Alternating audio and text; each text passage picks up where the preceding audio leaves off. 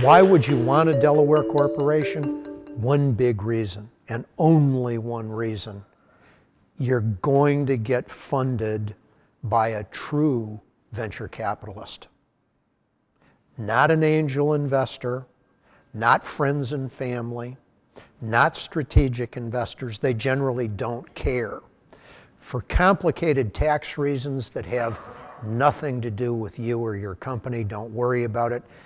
It's got to do with who contributes the money to the VC. They can only invest in Delaware corporations. And it's going to be a C corporation. Don't even think about talking about S corporate status. You just can't do it. But the thing is, what a lot of people do, entrepreneurs will come and say, well, look, I need a C corporation and a Delaware C corporation so I can go talk to VCs. Not necessarily. Stop for a second.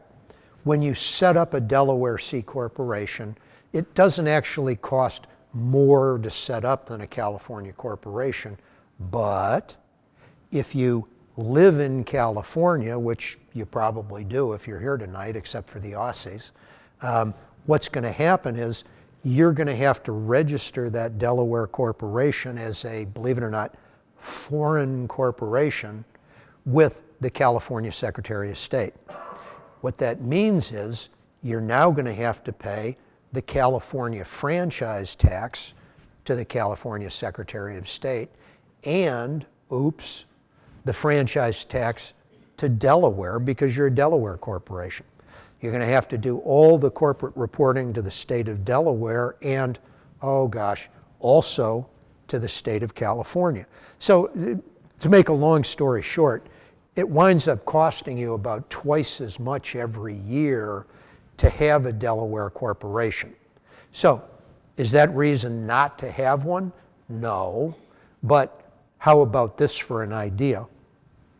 Oftentimes when you go talk to the VC, if you really have a scalable business, remember what I said?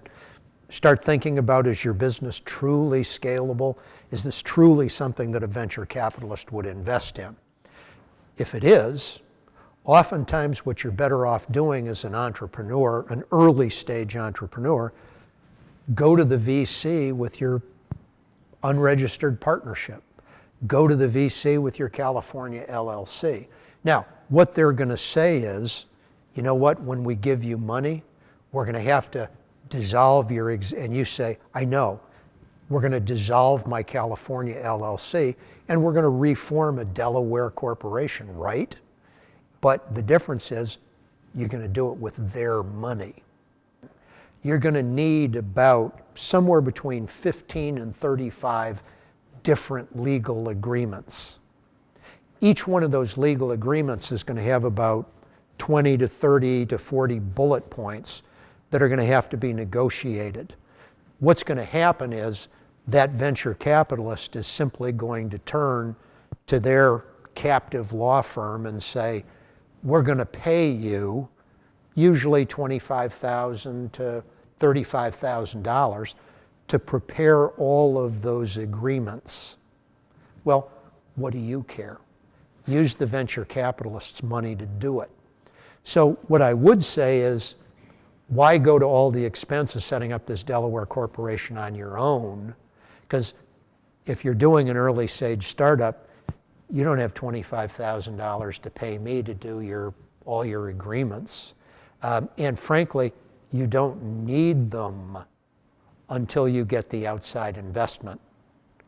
When you do get the outside investment, they're going to be tickled pink to pay $25,000, $35,000 to have their attorney draft all those documents. Why? Because each one of those documents, remember I said, has about 25, 30 bullet points.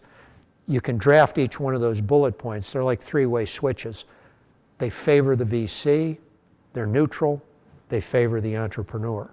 Well, when the VC pays the lawyers to set, guess where all those switches are going to get set? And this kind of gets us into the discussion of VC misbehavior. What you do want to do at that point is get those documents and say, thanks a lot, I'm going to have my own attorney review these documents.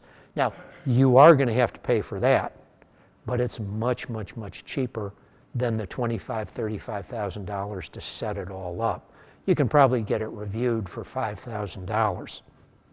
Your attorney's going to go through and say, not good, but not a big deal. That's neutral.